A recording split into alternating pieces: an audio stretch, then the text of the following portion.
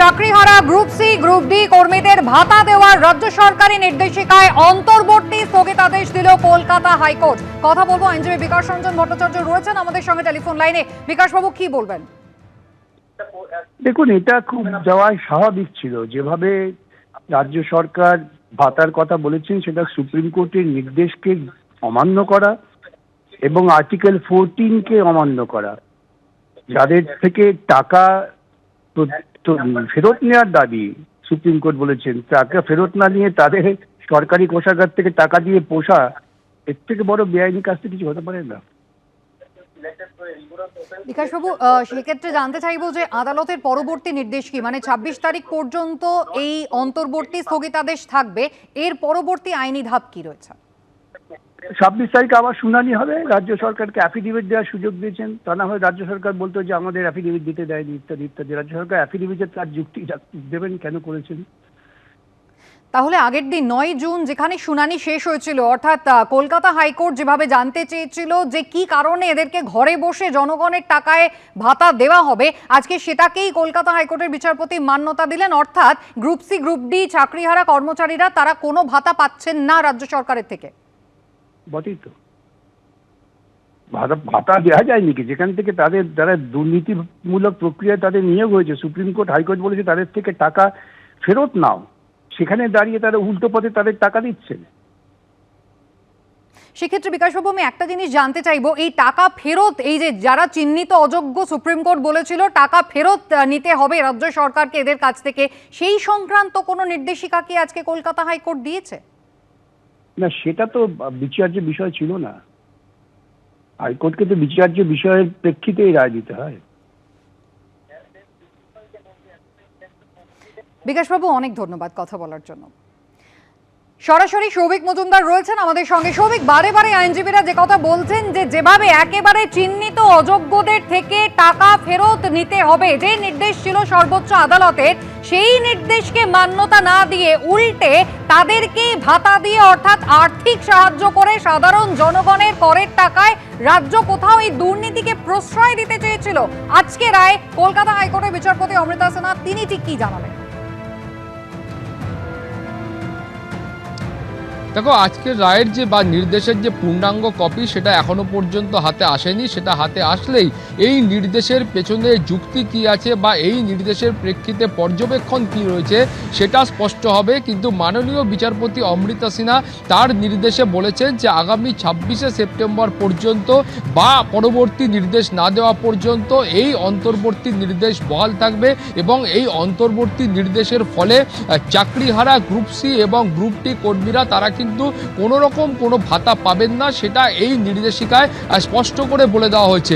এখন মূল যে অভিযোগ এ মামলায় করা হয়েছিল, সেখানে মামলাকারীরা তারা স্পষ্ট অভিযোগ করছিলেন যে কলকাতা হাইকোর্টের নির্দেশ এবং সুপ্রিম কোর্টের নির্দেশ, দুটো নির্দেশেই কিন্তু স্পষ্ট ছিল এই অযোগ্য, চিহ্নিত অযোগ্য চাকরিহারাদের কাছ থেকে বেতনের যে অর্থ রয়েছে সেই অর্থ ফেরত দিতে হবে, সেই অর্থ পুনরুদ্ধার করতে হবে। কিন্তু অভিযোগ এটাই ছিল সরকারের তরফ থেকে এই অর্থ পুনরুদ্ধার করার কোনো রকম চেষ্টা একেবারে শুরু থেকেই করা হয়নি, বরং এই ধরনের ভাতা দেওয়ার যে সিদ্ধান্ত সরকার নিয়েছিল সেই সিদ্ধান্তের ফলে সরকার কার্যত দুর্নীতিগ্রস্তদের পাশে দাঁড়িয়েছে এবং এই দুর্নীতিকে আড়াল করার চেষ্টা করেছে বলে তারা বারবার অভিযোগ করেছিলেন।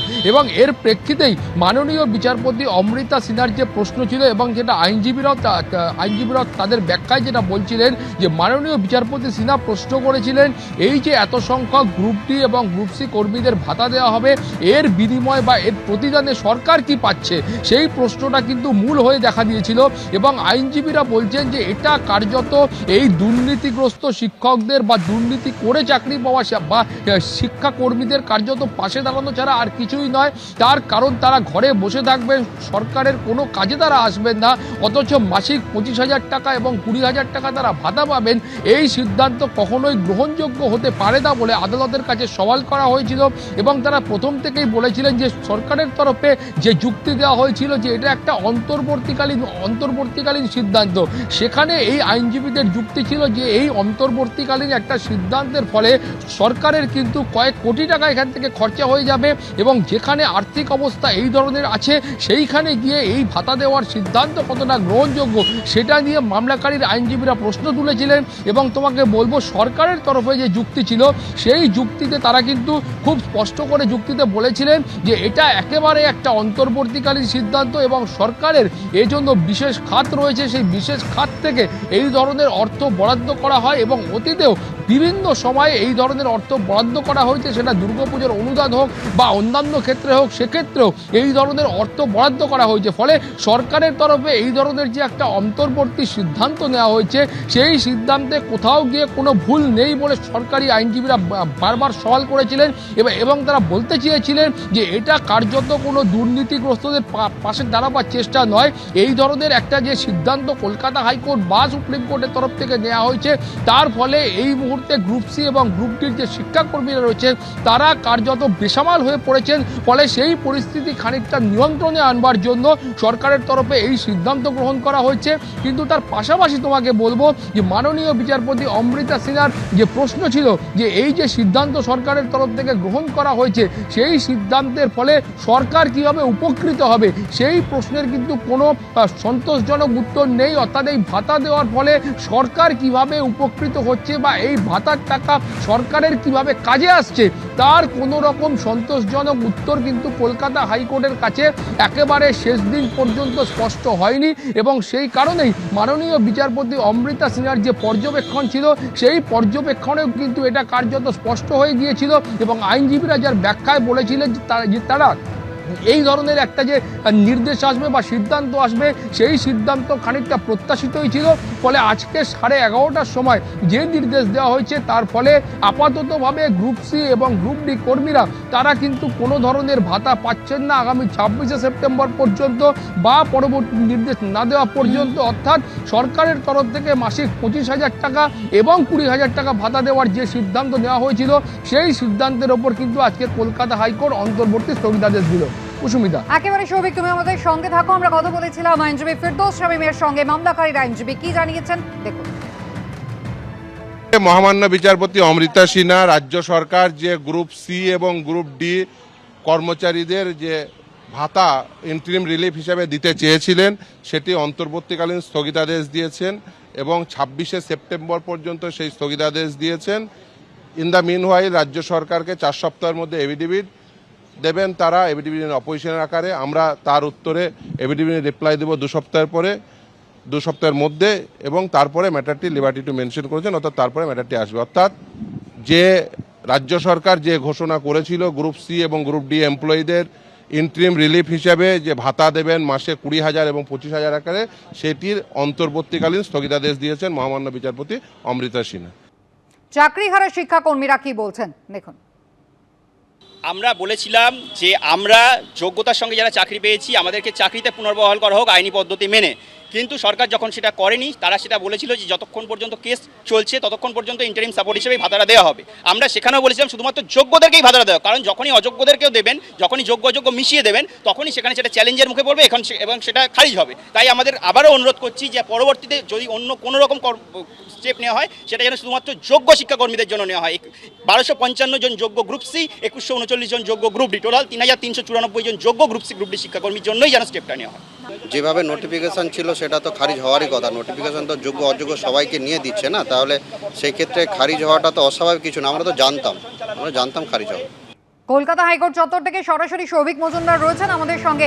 সৌভিক, 4 এপ্রিল যখন 2016 এসএসসির গোটা প্যানেল বাতিল হয়েছিল সেক্ষেত্রে শিক্ষক শিক্ষিকারা তারা একটা সাময়িক স্বস্তি পেয়েছিলেন 31শে ডিসেম্বর পর্যন্ত, যেটা কিন্তু শিক্ষা কর্মীদের জন্য দেয়নি সর্বোচ্চ আদালত। সেক্ষেত্রে কলকাতা হাইকোর্টের কি অবজারভেশন? সুপ্রিম কোর্টের যে নির্দেশ ছিল কোথাও সেই নির্দেশটাকে ভায়োলেট করেছে রাজ্য সরকার, সেই নির্দেশের অবমাননা হয়েছে এই আর্থিক সঙ্গতি দিতে গিয়ে।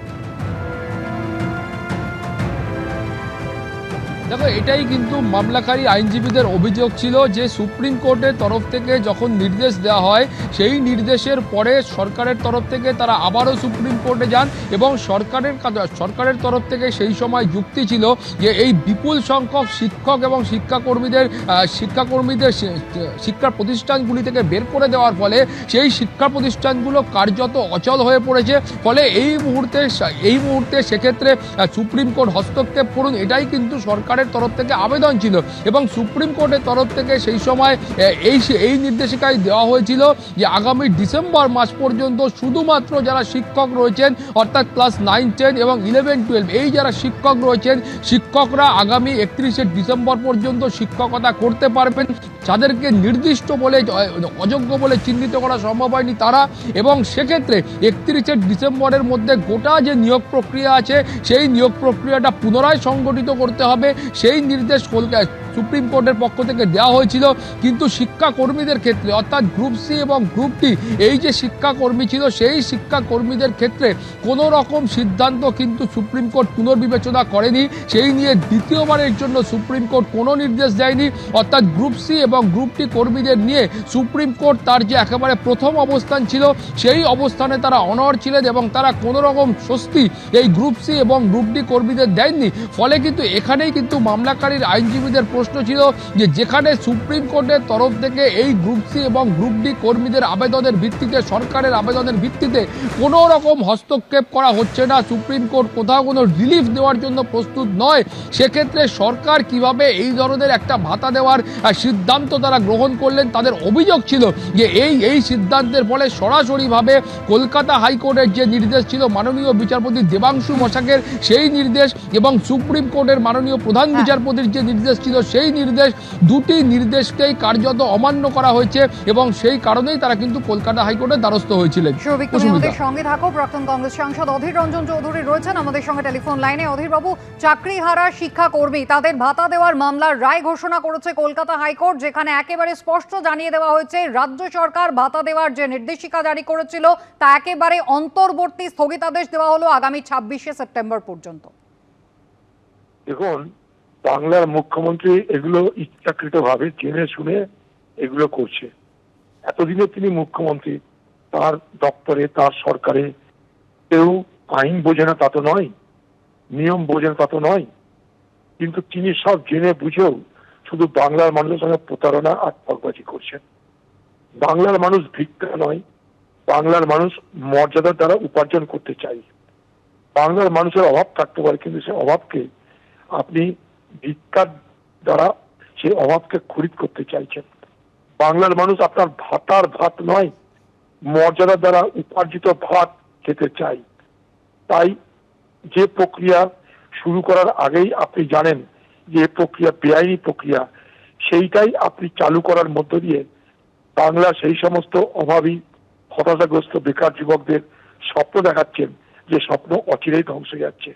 সব থেকে বড় অপরাধী এই মুহূর্তে বাংলায় যদি কেউ থাকে তার নাম মুখ্যমন্ত্রী মমতা ব্যানার্জি।